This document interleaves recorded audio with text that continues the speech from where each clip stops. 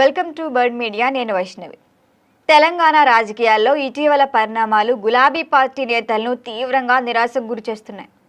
ఏదో అనుకుంటే ఇంకేదో జరిగింది అన్న మాటని ఇప్పుడు వారు పదే పదే పునరావృతం చేస్తున్నారు. మరి దీనికి కారణం ఏంటంటే పార్టీ మారిన ఎమ్మెల్యేల వ్యవహారంపై శాసనసభ స్పీకర్ తీసుకున్న తాజా నిర్ణయమే. 2023 అసెంబ్లీ ఎన్నికల్లో కాంగ్రెస్ అధికారంలోకి వచ్చిన తర్వాత బీఆర్ఎస్కు చెందిన పలువురు ఎమ్మెల్యేలు అధికార పార్టీ వైపే మొగ్గు చూపుతున్నారు. ఆ పరిణామాన్ని తీవ్రంగా వ్యతిరేకించారు బీఆర్ఎస్ నేతలు. రాజ్యాంగంలోని 10వ షెడ్యూల్ ప్రకారం వారిపై అనర్హత వేటు వేయాలని డిమాండ్ చేస్తూ కూడా హైకోర్టు నుంచి సుప్రీంకోర్టు వరకు న్యాయ పోరాటాన్ని చేస్తూ వచ్చారు. న్యాయస్థానాలు కూడా ఈ వ్యవహారాన్ని తీవ్రంగా పరిగణలోకి తీసుకున్నాయి. పార్టీ మారిన ఎమ్మెల్యేలపై నిర్ణయం తీసుకోవాలని స్పీకర్ని కూడా ఆదేశించాయి. దీంతో గులాబీ పార్టీకి న్యాయం జరుగుతుంది, కనీసం కొంతమందిపై అయినా అనర్హత వేటు పడుతుందని కూడా ఆశించారు. అయితే ఇదన్నిటికీ రివర్స్గా శాసనసభ స్పీకర్ గడ్డం ప్రసాద్ తీసుకున్న నిర్ణయం ఆశలపై చాలా గట్టిగానే నీళ్లు చల్లింది.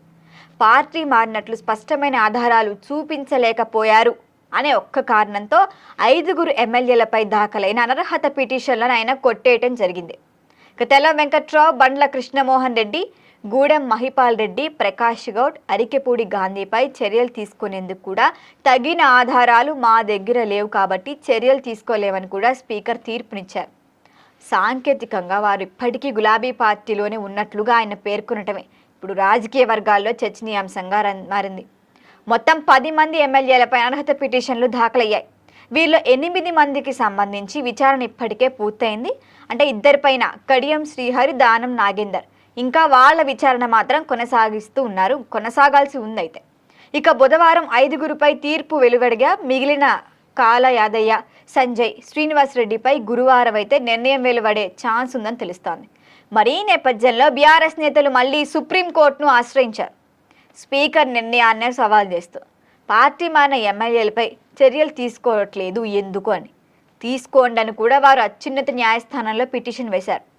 మరి సుప్రీంకోర్టు ఆదేశాల మేరకు ఈ నెల 19న దీనిపై మరొకసారి విచారణ జరిగే అవకాశం ఉందని కూడా రాజకీయ వర్గాలు చెబుతున్నాయి.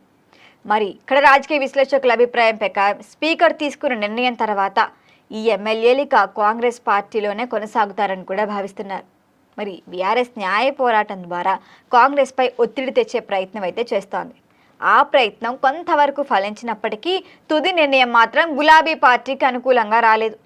మరి ఈ పరిణామం తెలంగాణ రాజకీయాల్లో పార్టీ ఫిరాయింపుల అంశాన్ని మరొకసారి హాట్ టాపిక్గా మారింది.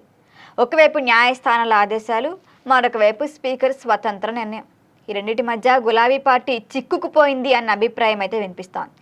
ఇప్పుడు అందరి దృష్టి సుప్రీంకోర్టు తదుపరి అడుగుపైనే ఉంది. మరి దీనిపైన మరిన్ని అప్డేట్ల కోసం చూస్తూనే ఉండండి బర్డ్ మీడియా.